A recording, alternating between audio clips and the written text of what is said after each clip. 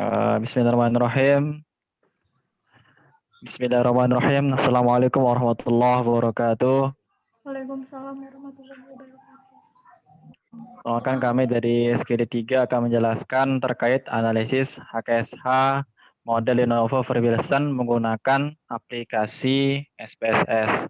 Di sini akan dijelaskan oleh teman kami yaitu Diah dan Galuh. Untuk waktu dan tempat dipersilahkan. Baik, terima kasih Pak Ridli. Sebelum langkah-langkahnya dijelaskan oleh Galuh, saya ingin menjelaskan terlebih dahulu. Jadi HKSA model Lenovo Freewilson itu merupakan suatu metode komputasi yang mengartikan bahwa respon biologis merupakan sumbangan aktivitas dari gugus-gugus substituen terhadap aktivitas biologis senyawa induk. Di mana metode ini memiliki keuntungan seperti dapat dikerjakan dengan cepat, sederhana, dan mudah. Tidak diperlukan pengetahuan tentang substituen seperti sterik, elektronik, dan hidrofobik. Lalu metode ini lebih efektif jika diterapkan untuk uji aktivitas biologis lebih lambat daripada sintesis senyawa turunannya. Untuk langkah-langkahnya akan dijelaskan oleh Galuh. Silakan Galuh. Baik, terima kasih Diah dan juga Faridi. Di sini saya akan menjelaskan untuk cara dalam HKSA dengan menggunakan model Freewilson. Di mana untuk aplikasi yang kami gunakan yaitu ada aplikasi SPSS. Untuk langkahnya, yang pertama kita klik file, kemudian klik open, dan klik data.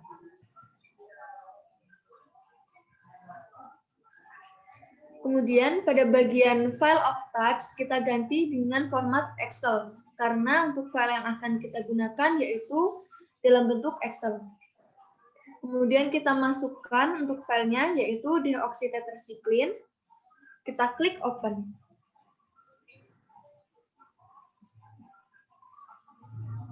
Kemudian akan muncul seperti ini. Kita klik OK.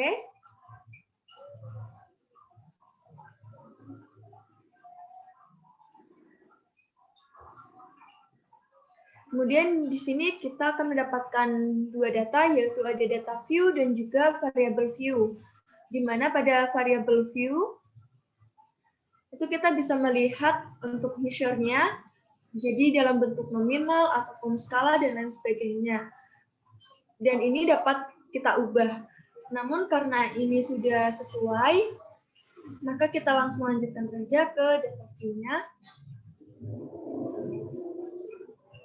Kemudian kita lihat terdapat dua gugus, yaitu gugus meta dan juga para. Nah, apabila pada gugus ini terdapat nilai 1, maka nantinya kita tidak akan gunakan dalam variabel independennya.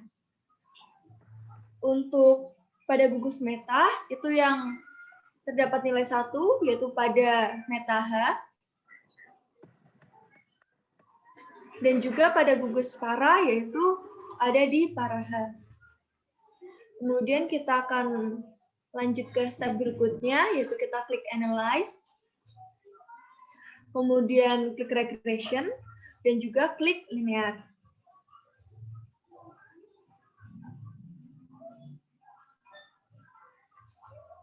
Akan muncul seperti ini.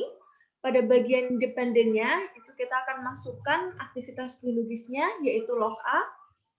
Kemudian pada bagian independen, kita masukkan semua gugus meta dan para, kecuali pada gugus yang terdapat nilai 1, yaitu pada meta H dan juga para H.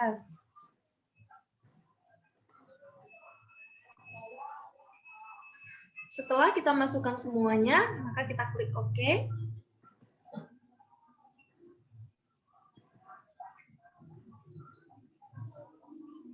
Selanjutnya kita akan mendapatkan output data seperti ini, yaitu ada model summary,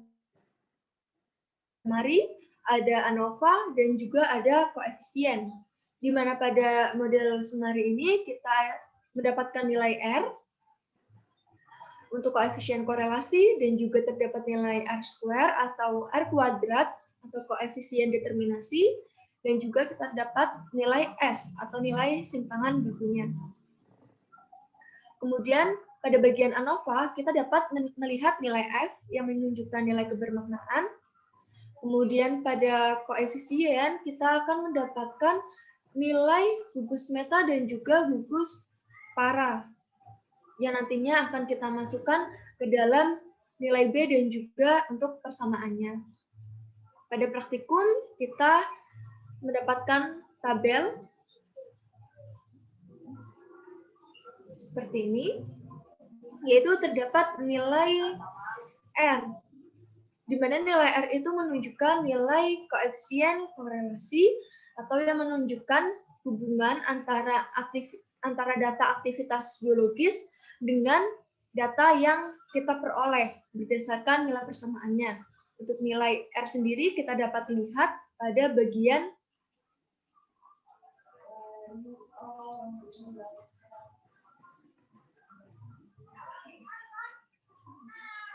model sunari, yaitu ada nilai R dengan nilainya 1, di mana R itu akan semakin baik apabila nilainya 0,99 atau mendekati 1. Kemudian pada tabel praktikum yang tadi juga kita akan mendapatkan nilai R2 atau R kuadrat, di mana yang dapat kita lihat juga dari file output tadi pada bagian sumarinya, itu R kuadrat menunjukkan sebuah koefisien determinasi yang mana akan mengukur seberapa jauh kemampuan model dalam menerapkan variabelnya. R kuadrat yang bagus yaitu mendekati 1 juga, dan di sini kita mendapatkan hasil yaitu 1. Kemudian pada tabel kita ada nilai F, di mana nilai F itu menunjukkan kebermaknaan apabila F itu akan baik apabila nilainya lebih besar, atau semakin besar nilai F itu maka nilai kebermaknaannya akan semakin baik. Di sini kita mendapatkan nilai F yaitu 658,757. Jadi dapat dikatakan bahwa nilai F yang kita dapatkan adalah baik. Untuk nilai selanjutnya yaitu ada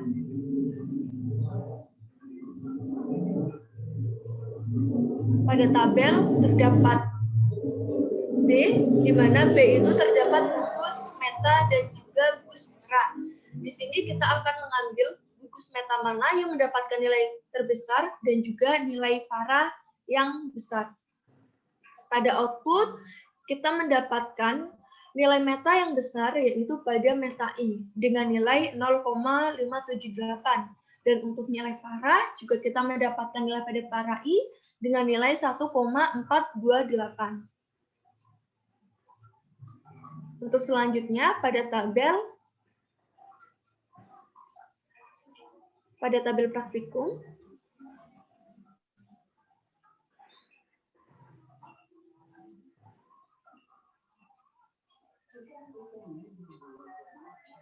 kita akan mendapatkan nilai S, di mana nilai S itu merupakan simpangan baku, di mana pada nilai S ini kita dapat menunjukkan suatu nilai varians kesalahan dalam percobaan. Untuk nilai S yang baik yaitu nilai S yang paling kecil, di mana di sini kita mendapatkan nilai S yang baik yaitu 0,00309 pada bagian model sumarinya. Untuk selanjutnya, pada tabel praktikum kita akan mendapatkan data persamaan yaitu log 1/C sama dengan sigma S plus mu, di mana pada hasil ini kita dapat melihat pada bagian output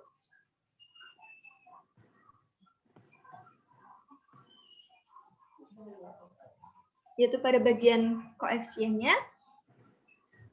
Untuk nilainya kita masukkan semuanya dari meta F hingga parametil, kemudian kita juga tambahkan pada nilai konstannya.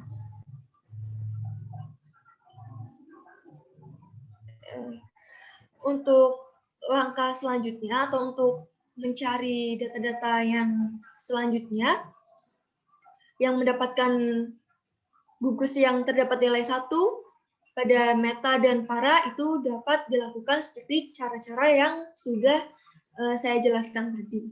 Di mana nanti akhirnya kita akan mengeliminasi dan juga kita akan mendapatkan hasil yang baik.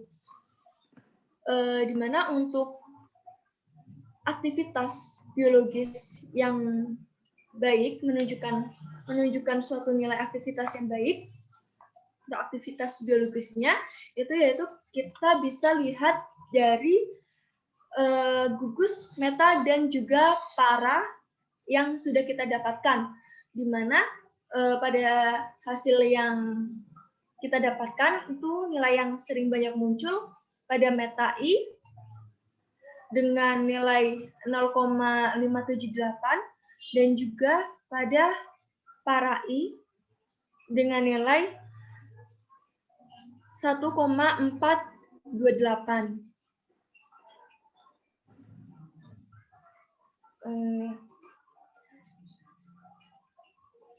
Cukup dari saya kembalikan lagi ke Fardi.